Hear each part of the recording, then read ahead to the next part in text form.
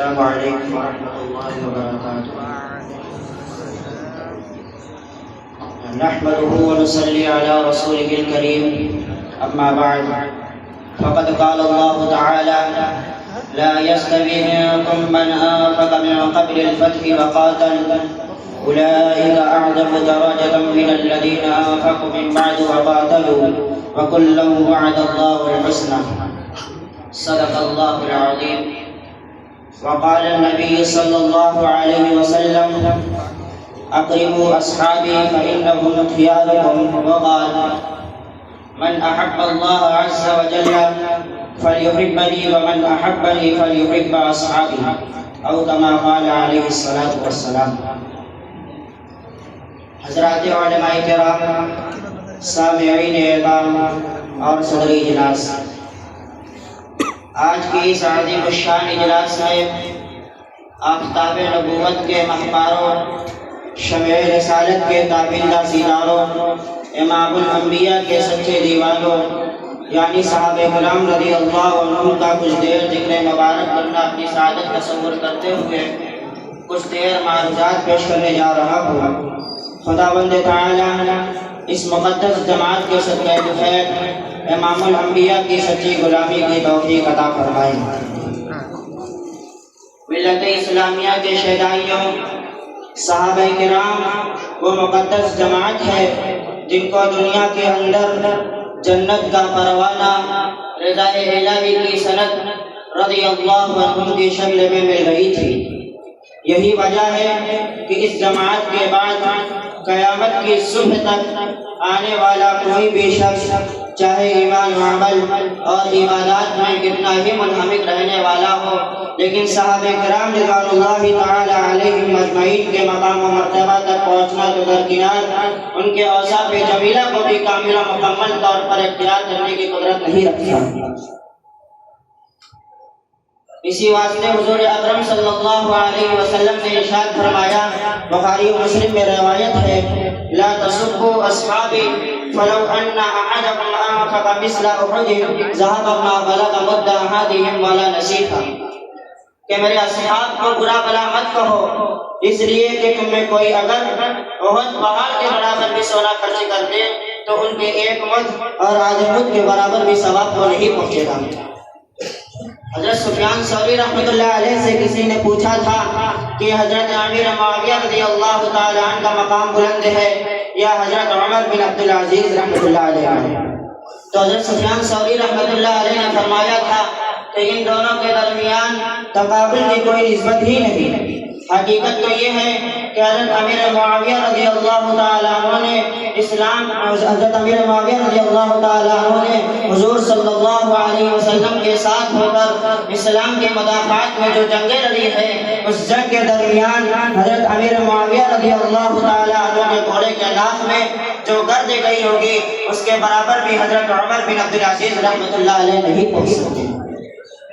اس لیے کہ حضرت عمر بن عبد العزیز رحمۃ اللہ علیہ کتنی ہی فضائل و مناقب کے مستحق بن جائیں، حضرت امیر معاویہ رضی اللہ تعالی عنہ کی طرف وہ نگاہیں کہاں سے لائیں گے جن نگاہوں نے ہمارے آقا کا دیدار کیا تھا؟ حضرت امیر معاویہ رضی اللہ تعالی عنہ کی طرف وہ کان کہاں سے لائیں گے جن کانوں نے حضور صلی اللہ علیہ وسلم کے اقوال کو براہ راست سنا تھا،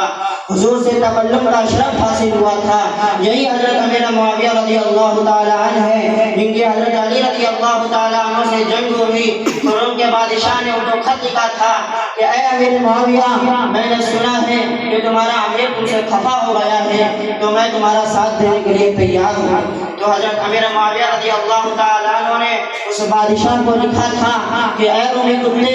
اگر تو نے ہمارے درمیان پائے جانے والے اختلافات سے فائدہ اٹھانے کی کوشش کی تو سن، میں حضرت علی رضی اللہ تعالی عنہ کا ادنا سپاہی بن کر تمہارا مقابلہ کروں گا، تمہیں شکست فاش دے دوں گا۔ حقیقت تو یہ ہے کہ صحابہ کرام کی قربانیاں، جانفشانیاں اور اسلام پر سرفروشی کے واقعات اس قدر ہیں کہ اس چند منٹ کی تقریر کو اس کو بیان کرنا ناممکن ہے، بلکہ سفینہ چاہیے اس بحر بیکراں کے لیے۔ حضرت بلال حبشی رضی اللہ تعالی عنہ حضور صلی اللہ علیہ وسلم کے بڑے چہیتے اور جانثاروں میں سے ہیں۔ ان کو اسلام کی وجہ سے پتھر مارا جاتا، گھسیٹا جاتا، حتیٰ کہ بدن لہولہان ہو جاتا، لیکن پھر بھی اسی شان کے ساتھ اللہ کی وحدانیت اور رسول اللہ صلی اللہ علیہ وسلم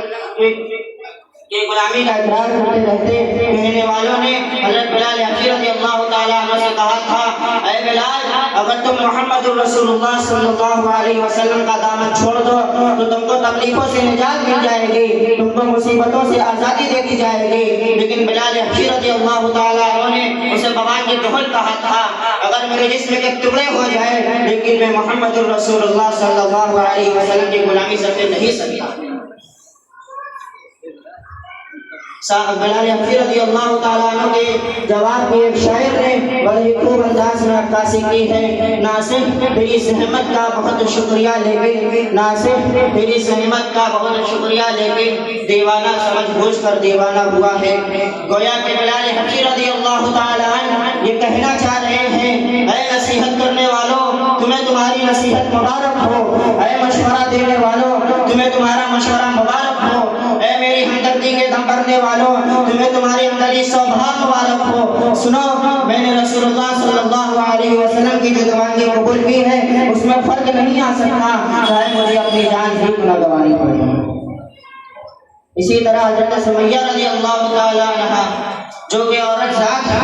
اور رسول اللہ صلی اللہ علیہ وسلم کی جانثاری قبول کرنے کے بعد ہر طرح کے مسائل جھیلنے کے لیے تیار، ہر طرح کی مشکلات برداشت کرنے کے لیے آمادہ، حتیٰ کہ محمد رسول اللہ صلی اللہ علیہ وسلم کی غلامی کی وجہ سے اور آپ کی جانثاری کی وجہ سے ایک پیر ایک اونٹ میں اور دوسرا پیر دوسرے اونٹ میں باندھا گیا، ایک کو مشرق کی جانب دوسرے کو مغرب کی جانب روانہ کر دیا گیا اور ان کی شرمگاہ میں برچھا مارا گیا جس سے ان کی شہادت ہو گئی۔ اور انہوں نے عین شہادت کے وقت اپنے بیٹوں سے کہا تھا، اے میرے بیٹوں، کہیں تم اپنی ماں کی اس درد بھری شہادت کو دیکھ کر اسلام سے نہ پھر جانا، محمد رسول اللہ صلی اللہ علیہ وسلم کی غلامی کو فراموش نہ کر دینا، چاہے تمہارے جسم کے ٹکڑے اڑا دیے جائے یا تم کو ٹکڑے ٹکڑوں میں تقسیم کر دیا جائے، لیکن کبھی بھی محمد رسول اللہ صلی اللہ علیہ وسلم کی غلامی کو سرے و انحراف نہ کرنا۔ حقیقت تو یہ ہے کہ صحابہ کرام کا عرفت اور زبان حال یہ کہتا تھا کہ زبان کاٹ لو نہ میرا سر اڑا دو، نہ ہرگز بدلنے کے خیالات میرے۔ محترم سامعین کرام، میں نے آپ حضرات کے سامنے صحابہ کرام رضی اللہ عنہ کے متعلق چند باتیں ذکر کی ہیں۔ رب العالمین سے دعا ہو کہ میرے بار الہی ہم سب کو صحابہ کرام کے نقش قدم پر چلنے کی توفیق عطا فرما اور ہمارے دلوں میں صحابہ کرام کی عظمتوں کو قائم و دائم فرما۔ آخر میں یہ کہہ کر رخصت ہونا چاہتا ہوں، کیا لوگ تھے جو راہ وفا سے گزر گئے، جی چاہتا ہے نقش قدم چومتے چلے۔ وآخر دعوانا الحمدللہ رب العالمین۔